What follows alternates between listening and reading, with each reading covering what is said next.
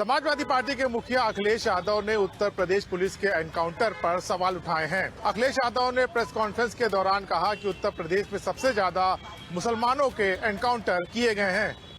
सपा प्रमुख अखिलेश यादव ने मंगलवार को सपा कार्यालय में प्रेस वार्ता की। इस दौरान उन्होंने भाजपा पर जमकर हमला बोला, पुलिस की कार्यशैली पर भी सवाल उठाए। कहा कि आजकल फेक एनकाउंटर की खबरें काफी सुनने को आ रही हैं। कई परिवारों ने इस बारे में खुलकर बात भी की है। इससे पता चला है कि सरकार फेक एनकाउंटर की साजिश लगातार कर रही है। सरकार की मर्जी के अनुसार फेक एनकाउंटर हो रहा है। अपनी धाक जमाने के लिए यूपी में एनकाउंटर किए जा रहे हैं। ये सरकार जाति देखकर एनकाउंटर करवाती है।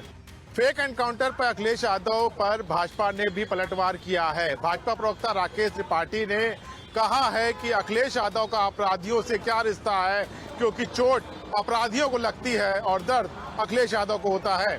कैमरामैन मनोज के साथ मैं राहुल श्रीवास्तव, हिंदी खबर, लखनऊ। यूपीएससी की तैयारी कर रही युवती से लखनऊ में गैंगरेप, 3 दिन तक बंधक बनाकर की हैवानियत।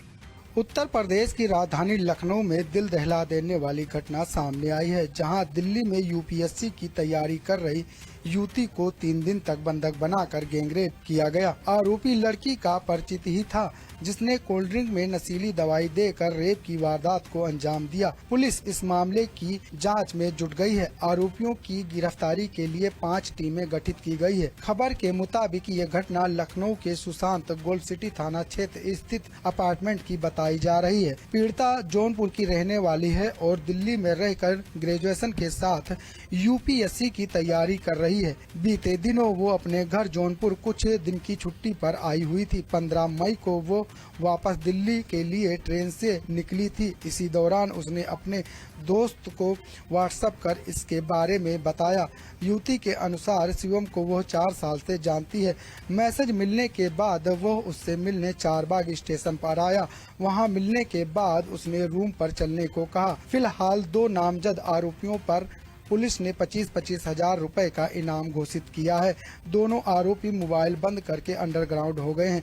पुलिस की जांच टीम गैर राज्य में भी दबिश दे रही है। पुलिस की माने तो आरोपी दिल्ली पुलिस की कॉल से अलर्ट हो गए हैं और मोबाइल स्विच ऑफ करके फरार हो गए हैं। आशंका जाहिर की जा रही है कि आरोपी कोर्ट में सरेंडर करने की तैयारी में जुटे हैं। पुलिस का दावा है कि जल्द ही आरोपियों को पकड़ लिया जाएगा। हालांकि अब तक की तीसरे आरोपी की पहचान तक नहीं हुई है। इस मामले में लखनऊ पुलिस की ओर से भी मामला दर्ज कर लिया गया है। पुलिस तीनों आरोपियों की तलाश में जुट गई है। आरोपियों की तलाश के लिए 5 टीमों का गठन भी कर दिया गया है। कैमरामैन सौरभ के साथ मैं लालचंद, हिंदी खबर, लखनऊ। उत्तर प्रदेश को जल्द ही परमानेंट डीजीपी मिलेगा। अभी तक की जिस तरीके से लंबे समय से ये देखा जा रहा है कि उत्तर प्रदेश में कार्यवाहक डीजीपी काम कर रहे हैं, तो ऐसे में अब परमानेंट डीजीपी के लिए दिल्ली में बैठक शुरू हो चुकी है, जिसमें कि उत्तर प्रदेश के मुख्य सचिव एसपी गोयल और अपर मुख्य सचिव गृह संजय प्रसाद मौजूद हैं। और माना यह जा रहा है कि जल्द ही उत्तर प्रदेश को नए डीजीपी जल्द ही मिल सकते हैं, जो परमानेंट उत्तर प्रदेश के डीजीपी के रूप में काम करेंगे। प्रदेश को जल्द ही स्थायी पुलिस महानिदेशक यानी डीजीपी मिल सकता है। सूत्रों से मिली जानकारी के मुताबिक यूपी डीजीपी के पैनल में 3 आईपीएस अधिकारियों के नाम सबसे आगे हैं। माना जा रहा है कि स्थायी डीजीपी के नाम पर मुहर लग जाएगी। यूपी डीजीपी के लिए पैनल में 3 सीनियर आईपीएस अधिकारियों के नाम पर मंथन हो रहा है। इनमें डीजीपी राजीव कृष्णा का नाम है। इनके अलावा वरिष्ठ आईपीएस अधिकारी पीयूष आनंद और रेणुका मिश्रा का नाम भी रेस में आगे चल रहा है, जिनमें से किसी के नाम पर आज अंतिम मुहर लग सकती है। गौरतलब है कि 2022 से लेकर अभी तक की उत्तर प्रदेश में कोई भी परमानेंट यानी कि स्थायी डीजीपी नहीं हुआ है, लेकिन अब इस पे पूरी तरीके से विराम लगने की बात निकलकर सामने आ रही है और माना यह जा रहा है कि जल्द ही उत्तर प्रदेश को एक स्थायी डीजीपी जल्द ही मिल सकता है। कैमरामैन मनोज के साथ मैं विक्रम सिंह राठौर, हिंदी खबर, लखनऊ। लखनऊ में फंदे से लटका मिला नव विवाहिता का शव। 6 महीने पहले हुई थी शादी। मायके वालों का आरोप, दहेज के लिए की हत्या।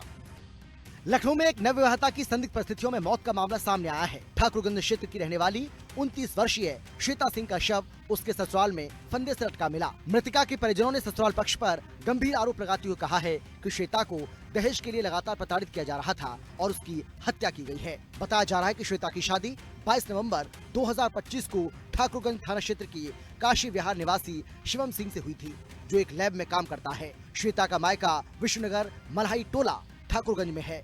पिता उमेश कुमार सिंह के मुताबिक शादी के बाद से ही उनकी बेटी को दहेज के लिए परेशान किया जा रहा था।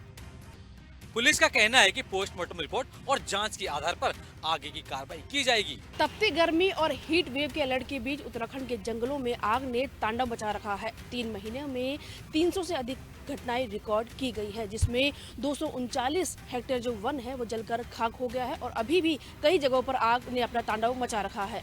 उत्तराखंड में एक बार फिर से जंगल धधक रहे हैं। हरियाली और ठंडी हवा का सुकून देने वाली पहाड़ों की वादियां आग की लपटें और धुएं का गुबार दे रही है। राज्य में फायर सीजन शुरू होने के बाद से वनाग्नि की घटनाएं तेजी से बढ़ी है। हालात ऐसे हैं कि गढ़वाल से कुमाऊं तक कई जिलों के जंगल की आग की चपेट में आ चुके हैं। वन विभाग के आंकड़ों के अनुसार 15 फरवरी से लेकर अभी तक प्रदेश में 300 से अधिक आगजनी की घटनाएं सामने आई हैं, जिनमें करीब 239 हेक्टेयर से अधिक वन क्षेत्र जलकर राख हो चुका है। वन विभाग, मौसम विभाग दोनों ही इस बार के फायर सीजन को लेकर बेहद संवेदनशील मान रहे हैं। लगातार बढ़ता तापमान, लंबे समय से बारिश न होना और सूखी वनस्पति ने जंगलों को बारूद की तरह ज्वलनशील बना दिया है।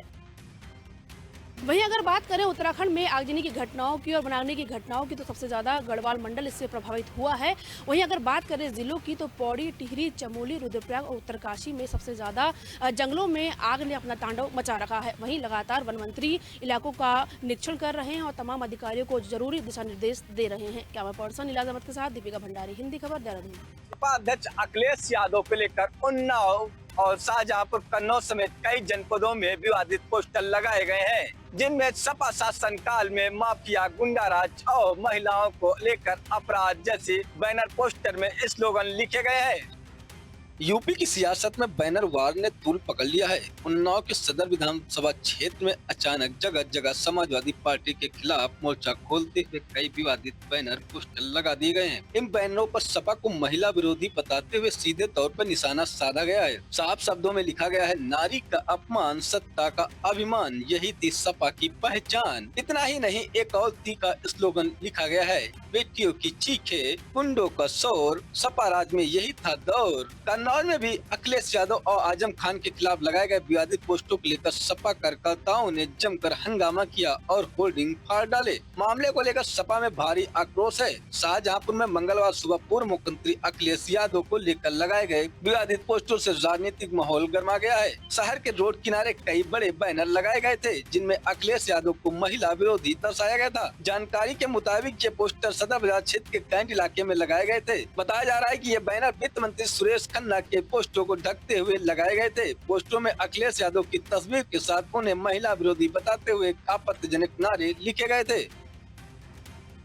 फिलहाल यह स्पष्ट नहीं हो सका है कि यह विवादित पोस्टर किसने लगाया है। इस पूरे मामले की पुलिस जांच कर रही है और पूरे मामले की जांच के बाद कार्रवाई की बात कही गई है। कैमरामैन मयंक पांडे के साथ योगेंद्र प्रताप सिंह, हिंदी खबर, उन्नाव। राजधानी दिल्ली में आम आदमी को महंगाई का एक और झटका लगा है। पेट्रोल, डीजल की बड़ी कीमतों के साथ साथ सीएनजी के भी दामों में तेजी आई है। मंगलवार सुबह 6 बजे से दिल्ली में सीएनजी की कीमतों में 2 रुपए प्रति किलो की बढ़ोतरी लागू कर दी गई है। नई दरों के मुताबिक अब राजधानी में सीएनजी 83 रुपए 9 पैसे प्रति किलो बिक रही है। दिल्ली एनसीआर हाल के दिनों में लगातार सीएनजी की कीमतों में बढ़ोतरी देखने को मिली है। पिछले 12 दिनों में कुल 6 रुपए प्रति किलोग्राम का इजाफा दर्ज किया गया है। 15 मई को पेट्रोल, डीजल की कीमतों में उछाल के बाद सीएनजी 2 रुपए प्रति किलो महंगी की गई थी। इसके बाद 17 मई को फिर 1 रुपए प्रति किलोग्राम बढ़ा दी गई। 23 मई को भी कीमत में 1 रुपए प्रति किलोग्राम का इजाफा किया गया था और अब एक बार फिर 2 रुपए प्रति किलो बढ़ाकर उपभोक्ताओं पर अतिरिक्त बोझ डाल दिया गया है। ऑटो और टैक्सी यूनियनों का भी यही कहना है कि बढ़ती लागत को देखते हुए कहीं न कहीं माल की ढुलाई और किराए में भी बढ़ोतरी करनी पड़ सकती है। 23 और 24 जनवरी की रात हरमीन नाम के आरोपी ने छत पर सो रहे सुरेश शर्मा के परिवार पर धारदार हथियार से हमला कर दिया, जहां सुरेश शर्मा की पत्नी की जो इलाज के दौरान मौत हो गई और ऐसे में जो इसके साथ बच्चे छत पर सोए थे उनको भी अस्पताल में भर्ती कराया। नोएडा में 23 और 24 तारीख की दरमियान रात फेज 1 पुलिस स्टेशन के तहत आने वाले हरोला पुलिस चौकी इलाके में एक परिवार के सदस्यों पर चाकू से हमला करने के मामले में पुलिस ने आरोपी हरिनाम सिंह को मुठभेड़ के बाद गिरफ्तार कर लिया है। आरोपी हरिनाम के पास एक चाकू, एक देसी पिस्तौल, एक चोरी का स्कूटर और अन्य सामान बरामद हुआ है। आरोपी को गिरफ्तार कर लिया गया है और मेडिकल जाँच के लिए अस्पताल भेजा गया है। आगे की कानूनी कार्रवाई जारी है। वहीं इस पूरे मामले को लेकर नोएडा के थाना फेज 1 पुलिस ने हरमीन नाम के व्यक्ति का जो है मुठभेड़ में उसको गिरफ्तार किया और उसके पास से अवैध पिस्टल, तमंचा और देसी कारतूस बरामद किया। आपको बता दें कि हरमीन नाम के आरोपी ने सुरेश के परिवार पर धारदार हथियार से हमला किया था, जहां इलाज के दौरान उसकी बीवी की मौत हो गई थी। जब से पुलिस उसकी तलाश कर रही थी और कल देर रात चेकिंग के दौरान जो हरमीन है वो पकड़ा गया, पुलिस मुठभेड़ में घायल हो गया। फूंक दी कार, साइड देने के विवाद में युवक को जमकर पीटा, देर रात पुलिस ने 2 को दबोचा।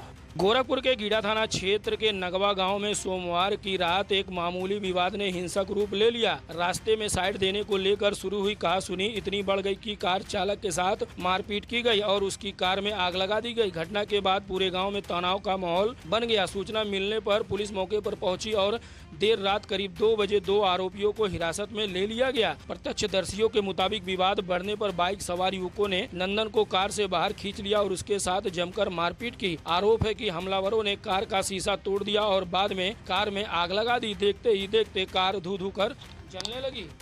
गीड़ा पुलिस ने मामले में तेजी दिखाते हुए आरोपियों की तलाश शुरू कर दी है। वहीं गिरफ्तार दोनों आरोपियों में नगवा गांव के रहने वाले विशाल सिंह और कपिल सिंह के रूप में हुई है। हिंदी खबर के लिए गोरखपुर से मैं गोविंद कुशवाहा। बकरीद का पर्व आते ही एक बार फिर महाराष्ट्र के मंत्री नितेश राणे ने अजीबोगरीब बयान दिया है। नितेश राणे का कहना है कि मुसलमानों को कंप्यूटर और बकरे की तस्वीर की वर्चुअल कुर्बानी करनी चाहिए।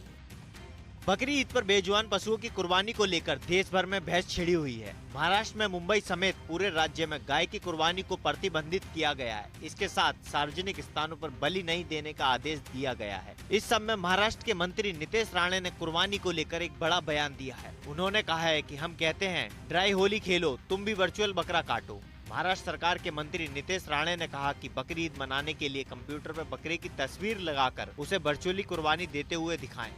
बकरी ईद 28 मई को मनाई जाएगी। मुस्लिम लोग इस मौके पर पशुओं की कुर्बानी देते हैं।